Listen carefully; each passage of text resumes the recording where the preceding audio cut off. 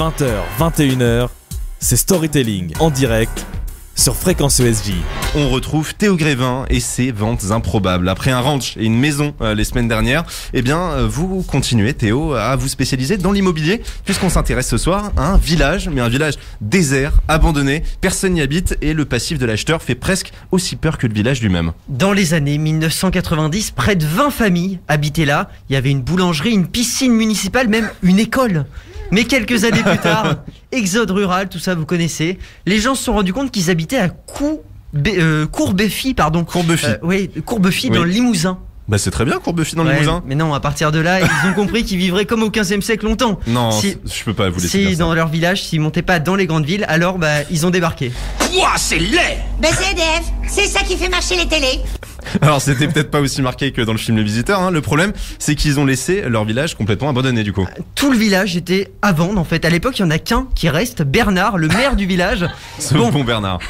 Il n'était pas débordé de boulot, hein. Au moment de faire son emploi du temps, il était plutôt dans cet état d'esprit. Lui qui me fait tourner dans le vide, tourner dans le vide, tourner. Là j'ai l'image d'un Bernard qui tourne tout seul dans son village. Il tourne dans le vide, c'est-à-dire, vous l'avez dit, dans son village, sa seule activité, faire du buggy. D'accord. Voilà. Avant, il élevait des limousines. Les vaches, Florian, pas les voitures. Oui, les vaches, excellent. Le village n'intéresse personne, sauf un groupe d'activistes écolos. Mais Gérard, ça ne l'intéresse pas. Lui, il est plutôt comme ça. T'as le mauvais chasseur, il voit un truc, il tire. Il tire. Le bon chasseur, il voit un truc. Bon, il tire, mais c'est un bon chasseur, hein. Les écolos, très peu pour lui. Oui, surtout s'il veut continuer à faire du buggy. Mais il y a eu une autre proposition, du coup. Elle venait de Corée du Sud et le maire est un peu plus intéressé là. Il avait 71 ans, il y croyait plus trop et on est en 2012. Il a une proposition, le milliardaire sans visage, oui, on l'appelle comme ça. D'accord.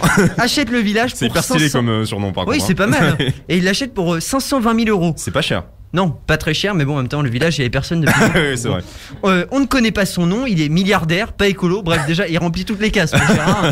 Mais en réalité, derrière ce gars se cache quelqu'un d'un peu bizarre, impliqué dans plusieurs faillites et membre d'une secte. Quelqu'un de bien.